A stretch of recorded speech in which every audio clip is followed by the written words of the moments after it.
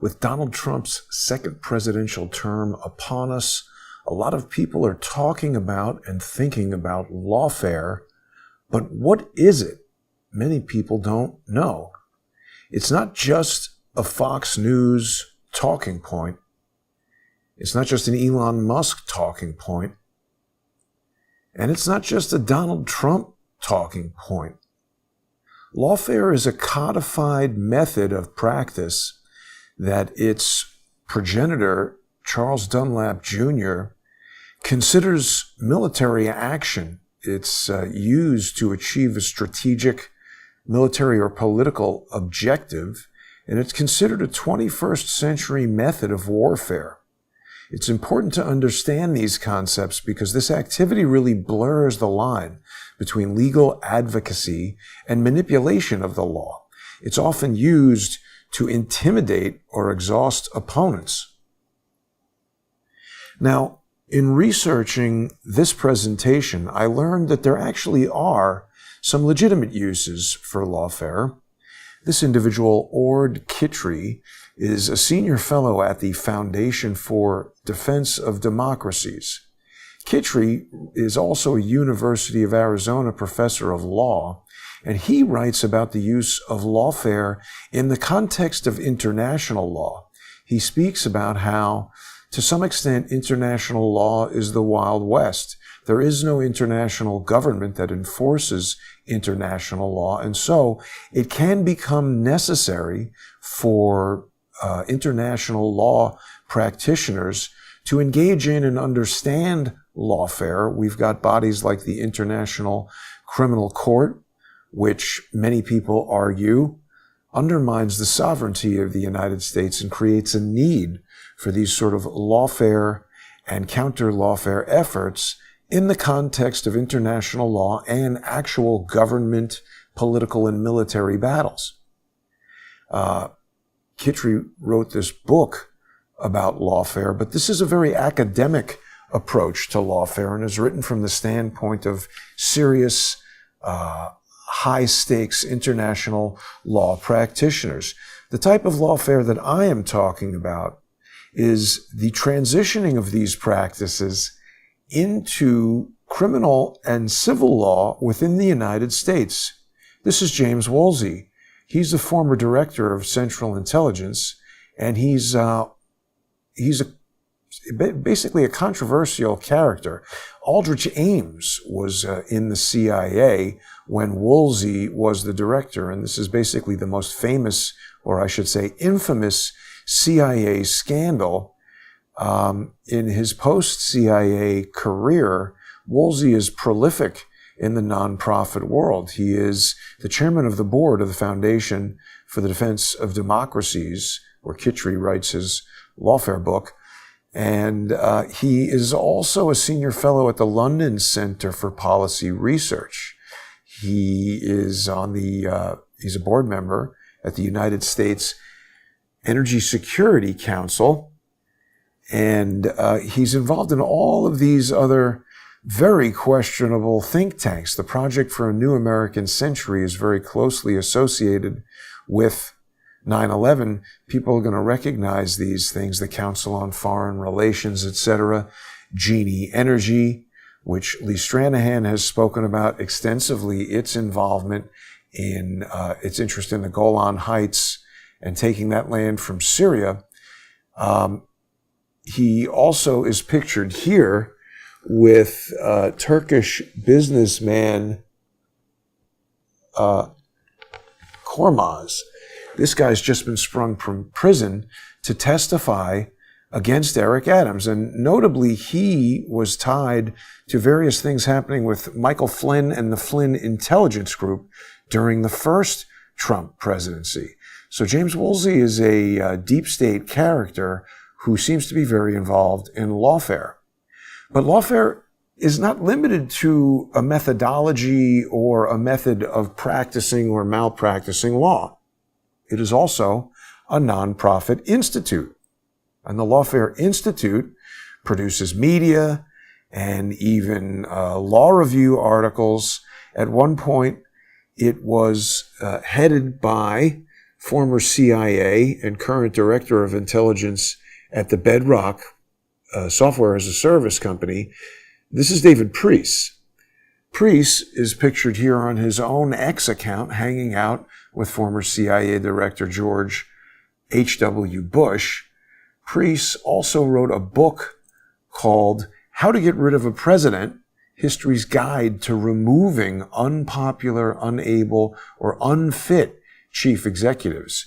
Now, the book doesn't go into detail as to how anyone in particular determines that a chief executive is unfit, but Priess, I'm loath to recommend this book because David Priess seems like an unscrupulous criminal, appears to be, apparently, it's unclear, that hasn't been proven in court, but it is a very interesting book, and it's really, in my view, more of an explanation of the historical, seemingly constant desire to remove whoever it is that is the president and to install an incompetent executive so that these bureaucratic individuals who essentially hide in the shadows can control things from behind the scenes. And I'm actually talking about people like David Priess and Ben Wittes. Wittes has also been the director of the Lawfare Institute. He's one of its founders, and he's one of the key practitioners of lawfare. I believe he was a mastermind among the masterminds of the Get Trump movement. He was at the Trump trial here in Manhattan. Many people might have seen my encounter with him. Here's an excerpt from that. Ben Wittes, my man, how you doing?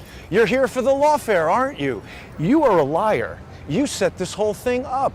You, Andrew Weissman, and what's his name, Norm Eisen, you guys got Michael Cohen to set this whole thing up with Stormy Daniels. He paid her with his own money. Costello just testified to that. That's a crucial, albeit short, portion of the conversation.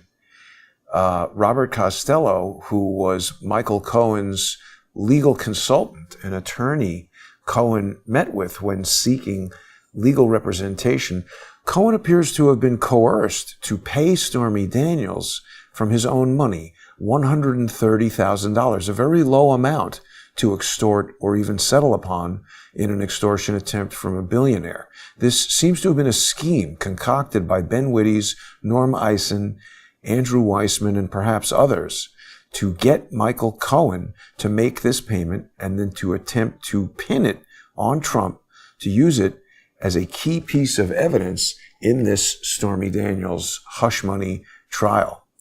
Now, shortly after I sued Benjamin Wittes, he deliberately did something that got his X account suspended, I allege, to spoliate evidence that was contained in that X account, certainly to make it more difficult to access.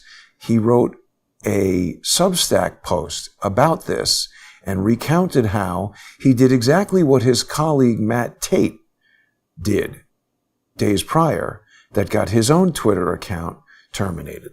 Matt Tate is a former GCHQ intelligence operative and a current Lawfare contributor. He writes for the Lawfare blog, and although he doesn't appear to be a lawyer, he does a lot of legal writing and commentary. Matt Tate is an interesting intelligence character as well. And what it is that Wittes did was he changed the name of his account to Russian Embassy in USA. And I believe this violated, at the time it was Twitter, I believe this violated the policies on impersonating people or institutions. And Wittes knew that this would get the account suspended. So this was essentially voluntarily suiciding the Twitter account. Now, this could have been done in protest to Elon Musk purchasing Twitter. However, this happened April 1st. So he claimed to be doing this as an April Fool's joke. But remember, this was April 1st, 2022. And Benjamin Wittes, or forgive me, this was actually done 2023. So this was more than a year after Elon Musk had purchased Twitter. Difficult to believe that he would wait that long to make it a protest. This was when there was action in Goodman v. Boozy. That is when Benjamin Wittes voluntarily got his account suspended. This is a very valuable media asset here, 400,000 Twitter followers. That is quite a large audience to voluntarily throw away. But Ben Wittes, he's very involved in Lawfare, and the Brookings Institution is another nonprofit think tank, sort of the parent organization. The Lawfare Institution the Lawfare Institute is a subordinate organization within the Brookings Institute. This is James Comey, former FBI director, at a public presentation with Benjamin Wittes, and he's recording a Brookings Institution Lawfare Institute podcast here. And Comey discusses that. Let's listen.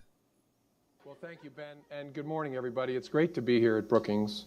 I'm told also that I am going to be the subject of a recorded podcast for Lawfare, which is a blog I read every single day. So that's actually the real reason I'm here and so excited. It's interesting that Comey makes a point of saying he reads the Lawfare blog every single day.